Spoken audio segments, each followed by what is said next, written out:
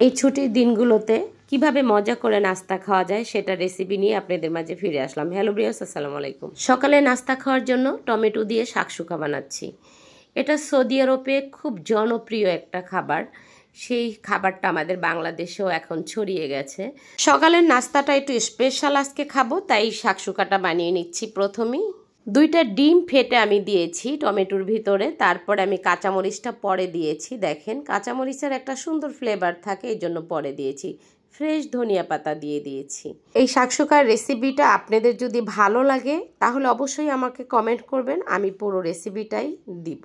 অর্থাৎ কেউ যদি চান আর কি শাকসুকার রেসিপিটা। আমি এদিকে দুধ চা বানিয়ে নিচ্ছি। সকালে নাস্তার সাথে একটু চা না খেলে হয় না, দুধ চা বানিয়ে নিচ্ছি, পরোটা করে নিচ্ছি। আসলে আজকে সময়ের স্বল্পতার কারণে পুরো রেসিপিটা আমি আপনাদের কাছে দিতে পারি। সকালে ঘুমিয়ে থাকলে যা হয় আর কি।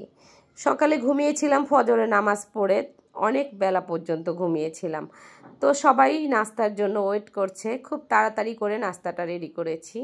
তাড়াতাড়ি করে করলেও নাস্তাটা কিন্তু খুবই স্পেশালভাবে করেছি, কেননা শাকসুকা আছে। শাকসুকা যেদিন থাকবে সেদিন আমাদের নাস্তাটা একটু স্পেশালভাবে হয়। আলহামদুলিল্লাহ, শাকসুকাটা দেখেই বোঝা যাচ্ছে যে কতটা লোভনীয় হয়েছে, নাস্তাটা কত পারফেক্ট হয়েছে। আলহামদুলিল্লাহ, সাথে সালাদ আছে, কলা আছে, চা আছে। তো এইভাবে নাস্তা খেলে মনে হয় যে সারা দিনের তৃপ্তি মিটে যায় খাবারের। আমার প্রিয় ভাই বোনরা ও কলিজার টুকরারা, আপনারা যদি আমার ভিডিও পছন্দ করেন এবং আজকের রেসিপি আপনাদের ভালো লাগে তাহলে আমার ইউটিউব চ্যানেলটি সাবস্ক্রাইব করে দিবেন প্রতিদিন রান্নাঘরে। প্লিজ প্লিজ প্লিজ আমার ফেসবুক পেজটি ফলো করে বেশি বেশি করে শেয়ার করে দিবেন, একটা লাইক দিবেন, কমেন্ট করবেন। সবার সুস্থতা কামনা করে বিদায় নিচ্ছি। শুভ সকাল, আল্লাহ হাফেজ।